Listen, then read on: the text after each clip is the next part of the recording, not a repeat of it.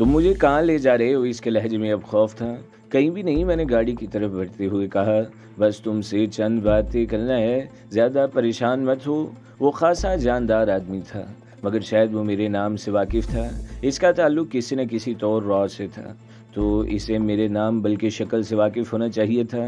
یہ میرے نام کی دہشت ہی تھی کہ جو وہ بلا چون چرا میرے احکامات پر عمل کر رہا تھا۔ اسے غالباً یقین ہوگا کہ میں اس بھرے پورے علاقے میں بھی اسے موت کے گھاٹ اتار سکتا ہوں۔ ہم گاڑی کے پاس پہنچے تو بخشو نے دروازہ کھول دیا۔ علی کو دیکھ کر وہ شخص یوں اچھلا جیسے اس کا پاؤں جلتے ہوئے انگارے پر پڑ گیا ہو۔ بخشو، تم فرنٹ سیٹ پر چلے جاؤ، میں اپنے دوست کے ساتھ بیٹھوں گا۔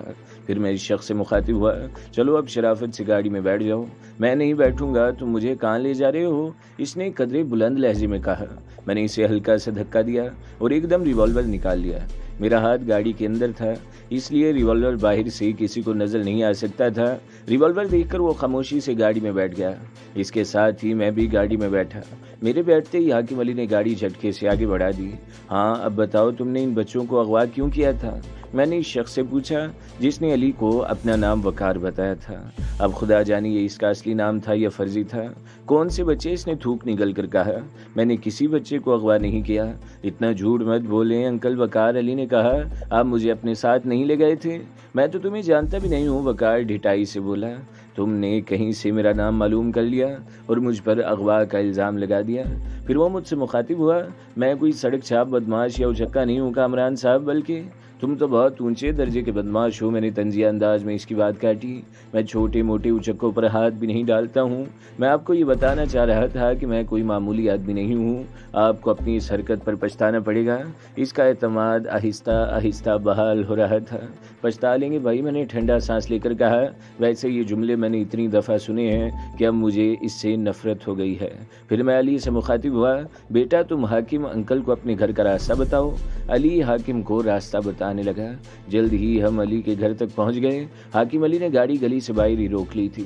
بخشو تم علی کے گھر جاؤ اور وہاں سے اس کی امی یا والد کو بلا لاؤ۔ علی فی الحال یہیں رہے گا، ممکن ہے وہاں دشمنوں کا کوئی آدمی موجود ہو۔ بخشو گاڑی سے اتر گیا۔ سیدھے ہاتھ پر چوتھا مکان ہمارا ہے، علی نے اسے بتایا۔ کالے رنگ کا مین گیٹ ہے اور کال بیل کے ساتھ ہی انٹرکام بھی ہے۔ بخشو کے جانے کے بعد علی بےتابی سے بار بار گلی میں ہی دیکھتا رہا۔ تقریباً 15 منٹ بعد بخشو کی واپسی ہوئی۔ وہ اکیلا ہی آیا تھا۔ اس نے بتایا کہ گھر میں اس وقت کوئی موجود نہیں ہے، مین گیٹ پر تالا ہے۔ میں نے آس پاس والوں سے پوچھا تو معلوم ہوا کہ یہ لوگ تو اسی وقت سے موجود نہیں ہیں جب سے ان کا بیٹا گم ہوا ہے۔ بخشو کی بات سن کر علی رونے لگا۔ روتے نہیں ہے بیٹا، میں نے اسے تسلی دی، تم تو بہادر بچے ہو۔ اب یہ بتاؤ کہ یہاں تمہارا کوئی اور رشتہ دار بھی موجود ہے؟ یہاں سے کچھ فاصلے پر میرے ایک ماموں بھی رہتے ہیں، علی نے بتایا۔ چلو پھر ہم تمہیں ان کے گھر چھوڑ دیتے ہیں، انہیں معلوم ہوگا کہ تمہارے امی ابو کہاں ہیں۔ نارتھ ناظم آباد کی بلاک میں علی کے ماموں حمید الحق صاحب کا بنگلہ تھا۔ وہاں بھی پہلے بخشو ہی گیا اور حمید الحق صاحب کو بلا لایا۔ علی دوڑ کر ان سے لپٹ گیا اور پھوٹ پھوٹ کر رونے لگا۔ تم کہاں چلے گئے تھے بیٹا؟ حمید صاحب نے پوچھا۔ پھر وہ مجھ سے مخاطب ہوئے، جناب یہ بچہ آپ کو کہاں سے ملا؟ یہ خاصی لمبی کہانی ہے، میں نے مسکرا کر کہا، اور فی الحال میں بہت جلدی میں ہوں، ساری تفصیل آپ کو علی خود بتا دے گا۔ موقع ملا تو جلد ہی آپ سے ملاقات کروں گا، خدا حافظ، میں نے کہا۔ پھر علی سے کہا، اچھا بیٹا خدا حافظ، اب یہ رونا دھونا بند کرو، اب تو تم اپنے ماموں کے پاس پہنچ گئے ہو۔ انکل آپ کچھ دیر ٹھہر جائیں، بیٹا میں جلدی میں ہوں، دوبارہ آؤں گا، میں نے کہا اور حاکم علی کو چلنے کا اشارہ کیا۔ جب تک ہماری گاڑی نظر آتی رہی علی کھڑا ہاتھ ہلاتا رہا۔ اب کہاں چلنا ہے صحیح؟ حاکم علی نے پوچھا۔ اب سیدھے گوٹ چلو، میں نے کہا۔ ابھی اگر ہم نان سٹاپ چلے تو صبح کے 3 بجے تک گوٹ پہنچ جائیں گے۔ سائیں میری مانے تو ابھی گوٹ کی طرف مت جائیں، وہاں آپ کے لیے خطرہ ہے۔ میں تو ہمیشہ ہی خطرے میں رہتا ہوں، میں نے ہنس کر کہا۔ تم گوٹ چلو۔ پھر میں وقار سے مخاطب ہوا، اگر تم نے کوئی چالاکی دکھانے کی کوشش نہیں کی تو 2-1 دن میں خیریت کے ساتھ گھر پہنچ جاؤ گے، ورنہ تمہیں گولی مار کے لاش یہیں کہیں پھینک دوں گا۔ پیٹر تم ذرا اس کا دھیان رکھنا، میں نے یوں کہا جیسے پیٹر بھی ہمارا ساتھی ہو۔ گاڑی اب ہائی وے پر فراٹے بھر رہی تھی۔ ٹول پلازا سے گزرنے کے بعد میں نے حاکم علی سے پوچھا، تم نے پیٹرول اور آئل وغیرہ چیک کر لیا تھا؟ میں نے بنگلے سے واپسی پر ٹینکی فل کرا لیا تھا۔ سائیں مجھے اندازہ تھا کہ اب آپ گوٹ ہی کی طرف جائیں گے۔ پھر گاڑی میں خاموشی چھا گئی۔ गाड़ी के शीशे चढ़े हुए थे, इसलिए हवा की सिरसराहट और इंजन की आवाज़ भी सुनाई नहीं दे रही थी। तुम लोग आखिर मुझे कहाँ ले जा रहे हो? वकार का अंदाज अब रो देने वाला था। अगर तुमने मेरे सवालों के जवाब सच सच दे दिए तो हम तुम्हें कहीं नहीं ले जाएंगे, यहीं हाईवे पर कहीं उतार देंगे। तुम्हें बहुत आसानी से कराची के लिए बस मिल जाएगी। फिर चलने में तवक्कुफ के बाद बोला, रॉ से तुम्हारा क्या ताल्लुक है? रॉ से? वो हैरानी से बोला, रॉ से तो मेरा कोई ताल्लुक नहीं है। मैंने अचानक इसके पेट में कोहनी दे मारी। मैंने कहा है कि सच बोलो, मेरा लहजा सर था। मेरी बात का यकीन करो, मैं छोटे मोटे गैर कानूनी काम ज़रूर करता हूँ, मगर रॉ जैसी बड़ी तंजीम से मेरा कोई ताल्लुक हो सकता है? मैं साहिब हैसियत लोगों को लूटता हूँ, शॉपिंग करता हूँ, जाली कारोबारी कंपनियों की आड़ में मालियाती इदारों से कर्जे लेता हूँ, मगर हीरोइन और असले की स्मगलिंग का नाम नहीं लिया तुमने। मैंने हवा में तीर छोड़ा जो निशाने पर लगा। हीरोइन की स्मगलिंग भी कर लेता हूँ, मगर असले से मेरा कोई ताल्लुक नहीं है, और बुर्दा फरोशी भी नहीं करते हो। मैं बुरा आदमी ज़रूर हूँ कामरान साहब, मगर इतना घटिया नहीं हूँ कि बुर्दा फरोशी जैसा मजमूम काम करूँ। मैंने फिर कोहनी इसके पेट में मारी। वो बुरी तरह कराहने लगा। शायद ज़रब कुछ ज़्यादा ही सख्त पड़ गई थी। तुमने अली को अगवा क्यों किया था? मैंने सख्त लहजे में पूछा।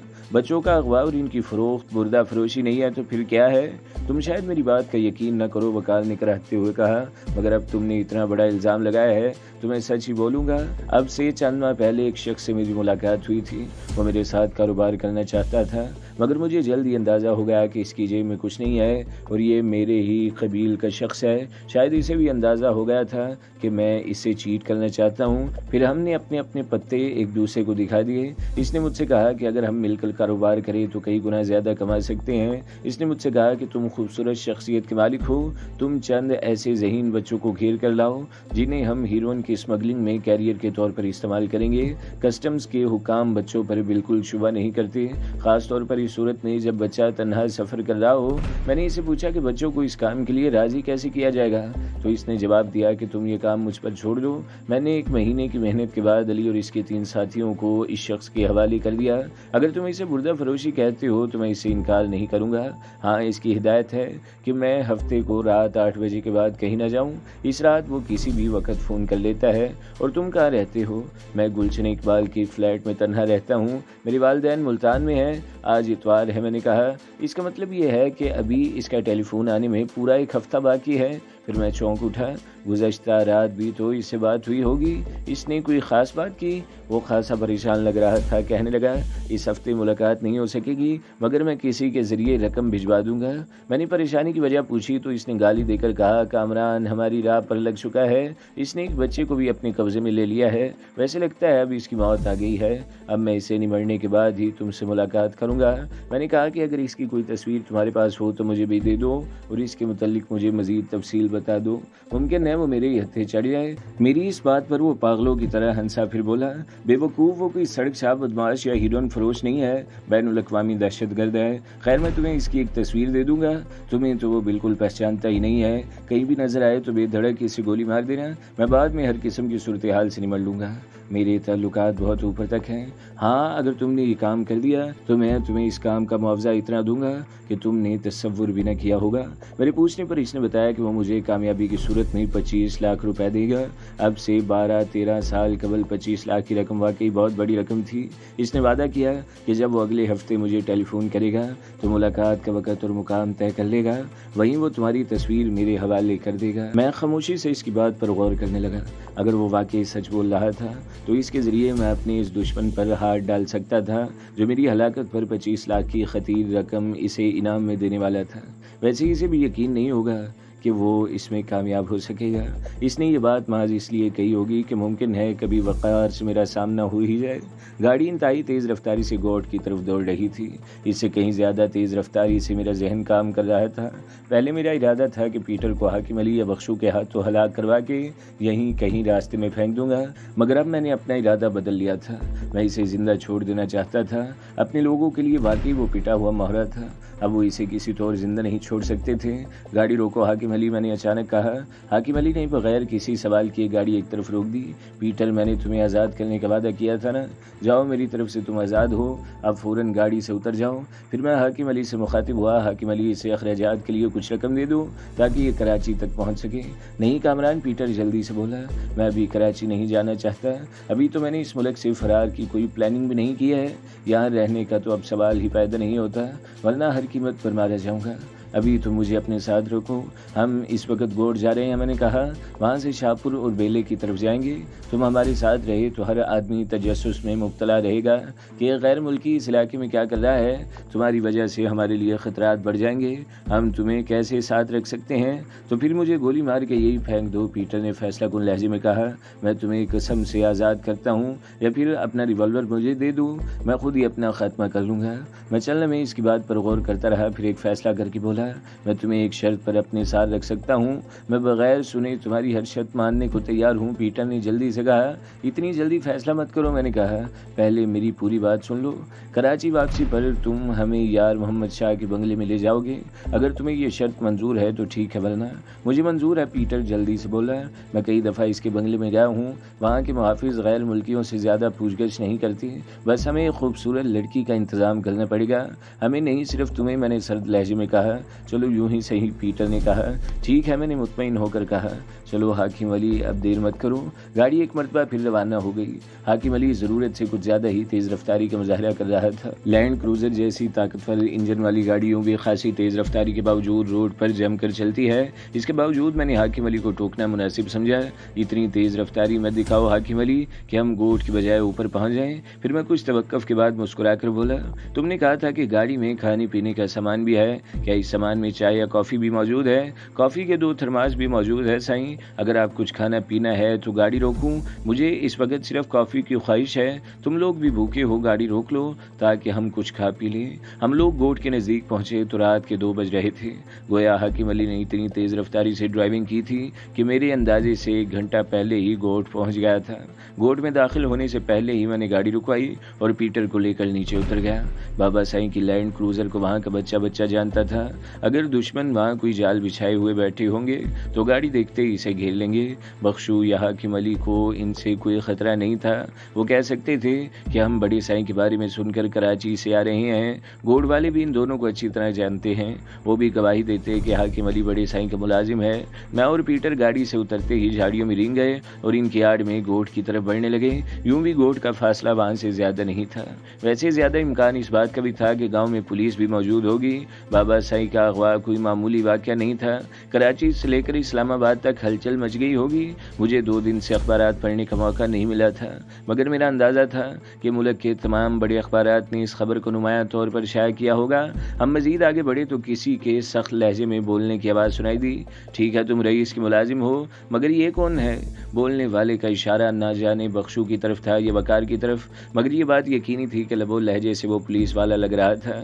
یہ بھی رئیس کا نوکر ہے، حاکم علی نے جواب دیا۔ پوچھنے والے نے یقیناً بخشو کے بارے میں سوال کیا تھا۔ یہ بھی اسی گوٹ کا ہے؟ دوبارہ پوچھا گیا۔ نہیں تو بابا کیا یہ امریکن لگتا ہے آپ کو؟ حاکم علی نے چڑچڑے انداز میں کہا۔ آرام سے بات کرو۔ کرخت آواز دوبارہ سنائی دی، مگر اس میں وہ تنتنا نہیں تھا جو ایسے موقعوں پر پولیس والوں کے لہجے میں ہوتا ہے۔ شاید اسے بھی احساس تھا کہ وہ حاکم علی کا کچھ نہیں بگاڑ سکتا۔ بابا صحیح غیر موجود تھے، مگر ان کے نام کی دہشت ہی اتنی تھی کہ علاقے کا کوئی پولیس والا کم از کم بابا صحیح کے کسی ملازم پر ہاتھ ڈالنے کی جرت نہیں کر سکتا تھا۔ یہ کام بابا صحیح کی اجازت کے بعد ہی ہو سکتا تھا۔ اور یہ سوٹ والا ہیرو کون ہے؟ ہوش میں رہ کر بات کرو۔ حاکم علی نے بھی پھلنے کی اداکاری کی۔ یہ چھوٹے صحیح کا دوست وقار ہے، رئیس کے بارے میں سنا تو یہ بھی ہمارے ساتھ آ گیا۔ وہ یہ جھوٹ کیوں بولتے ہو؟ پولیس والے نے کرخت لہجے میں کہا۔ یہ وقار ہے یا کامران؟ یہ کامران نہیں ہے، ایک نئی آواز سنائی دی۔ مجھے ایسا لگا جیسے میں نے یہ آواز پہلے بھی کہیں سنی ہے، مگر یہ یاد نہیں آ رہا تھا کہ کہاں سنی ہے۔ اچانک جھاڑیوں میں ہلچل ہوئی تو میں نے بھڑک کر شانے سے لٹکی हुई राइफल उतार के हाथ में पकड़ ली। फिर मुझे एहसास हुआ कि पीटर बिल्कुल गैर मुसल्ले है, इसकी तरफ से अब मुझे कोई ख़तरा नहीं था। मैं अपना रिवॉल्वर निकाल कर पीटर की तरफ बढ़ा दिया और सरगोशी में बोला, इस पर साइलेंसर भी फिट है, ज़रूरत पड़ी तो हम इसी को इस्तेमाल करेंगे। झाड़ियाँ हिलने की वजह से पुलिस वाले भी शायद इसी तरफ मुतवज्जा हो गए थे। झाड़ियाँ एक मरतबा फिर बुरी तरह हिली। फिर इसी पुलिस वाले की आवाज़ सुनाई दी जो हाकिम अली से पूछगछ कर रहा था, वही ये तो गीदड़ है। मैं समझा कि झाड़ियों में कोई बंदा छुपा हुआ है। फिर वो गालिबन हाकिम अली से बोला, ठीक है तुम लोग जा सकते हो। 1 मिनट, बख्शू की आवाज़ आई, मैं अभी आता हूँ, मैं ज़रा सामने वाली झाड़ियों तक जाऊँगा, बहुत देर से ज़ब्त कर रहा हूँ। वो शायद हंसा कोई हाजत महसूस कर रहा था। अचानक मेरी कनपटी से लोहे की सर्द नाल टकराई। मैंने भड़क कर पलटने की कोशिश की तो मुझे पीटर की सफाक सरगोशी सुनाई दी, बस कामरान अब तुम्हारा खेल ख़त्म हो गया, राइफ़ल फेंक दो वरना तुम्हारी खोपड़ी उड़ जाएगी। मैंने इसके हुक्म की तामील में राइफ़ल फेंक दी। एंथोनी, जेराल्टर और गोपाल दास तो बहुत बड़े नाम हैं, तुम जैसे कीड़े को मसलने के लिए तो मैं ही काफ़ी हूँ। इसका लहजा इंतहाई सर्द और सफाक था। वैसे एक बात पर मुझे हैरत हुई, तुम अंदर से वाकई सच्चे और खरे मुसलमान हो। तुमने अपनी मुकद्दस किताब पर हाथ रख के कसम खाई तो इसे पूरा भी किया। मैं तुम्हें मारना नहीं चाहता मगर तुम्हारी मौत ही मेरी बका है बनना। अच्छा अब अपनी ये बकबक बंद करो और जो कुछ करना है कर डालो, मैंने भुना कर कहा। ओके, इसने सपाट लहजे में कहा और रिवॉल्वर का सेफ्टी केच हटा दिया। मेरे जिस्म में सनसनाहट सी हो रही थी। मैं जानता था कि पीटर महज मुझे धमका नहीं रहा है बल्कि गोली मार भी देगा। मुझे इसकी सफाकी का इल्म था, यूं भी वो मुझे गोली मारने का हक रखता था। जब अपनी जान पर बनी हो तो इंसान कुछ नहीं देखता है। मेरे सितारे गर्दिश में आ गए थे जो मुझे पे दर पे धचके लग रहे थे। बाबा साई का अगवा, ग्लोरिया और तैमूर वगैरह का गायब होना और अब बाजी पीटर के हक में पलट जाना, ये सब धचके ही तो थे।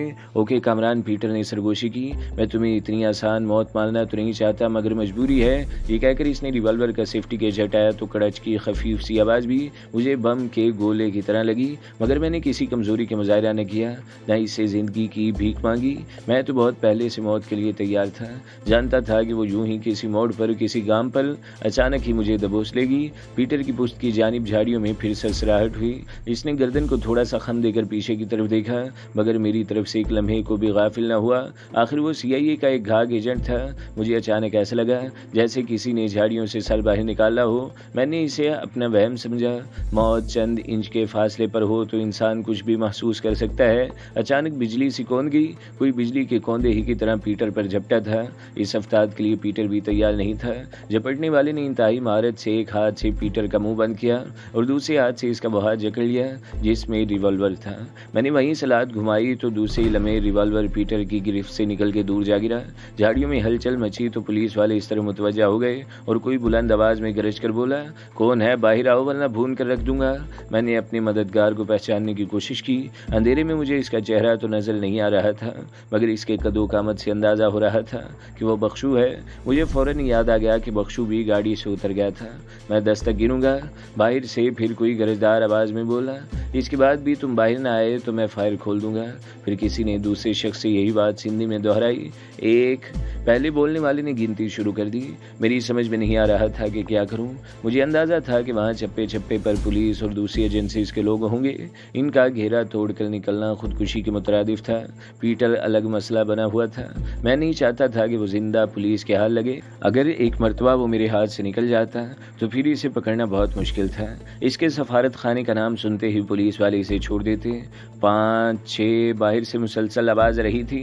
मैंने अचानक पीटर से छुटकारा पाने का फैसला कर लिया। मैंने कसम खाई थी कि मैं इसकी जान नहीं लूंगा। मैंने बख्शू से कहा सलामजादी को आज़ाद कर दूं। साईं, मैंने तो इसे पहले ही आज़ाद कर दिया था। अंधेरे में मुझे अंदाज़ा नहीं हो सका और इसका मुंह बंद करने के चक्कर में मेरा हाथ कुछ ज़्यादा ही सख्त पड़ गया। इसकी गर्दन टूट गई है साईं। तो फिर अब यहाँ क्यों बैठे हो, मैंने चिढ़कर कहा। आपके हुक्म का इंतज़ार कर रहा हूँ साईं, बख्शू ने जवाब दिया। चलो फिर बाहर निकलो, मैंने कहा, वरना वो लोग फायरिंग शुरू कर देंगे। बाद में सोचेंगे कि इस मुसीबत से कैसे निपटा जाए। ये कहकर मैं अचानक खड़ा हो गया।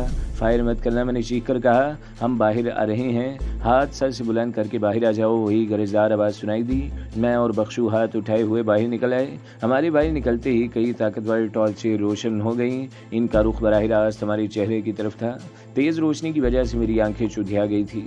कौन हो तुम लोग, गरजदार आवाज़ वाले ने पूछा। खादम है अल्लाह साईं के, बख्शू जल्दी से बोला।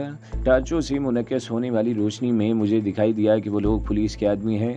خادم ہو بابا تو ادھر جھاڑیوں میں کیا کر رہے تھے؟ پولیس انسپکٹر کا لہجہ حیرت انگیز طور پر نرم ہو گیا۔ جاؤ بابا جلدی سے نکل جاؤ۔ اس سے پہلے کہ میں کچھ بولتا بخشو نے میرا ہاتھ پکڑا اور پھرتی سے ایک پگڈنڈی پر مڑ گیا۔ میری سمجھ میں نہیں آ رہا تھا کہ پولیس انسپکٹر نے ہمیں اتنی آسانی سے چھوڑ کیسے دیا، مگر میں خاموشی سے بخشو کے ساتھ چلتا رہا۔ تقریباً گھنٹہ بھر پیدل چلنے کے بعد بخشو گھنے درختوں کے ایک جھنڈ میں داخل ہوا۔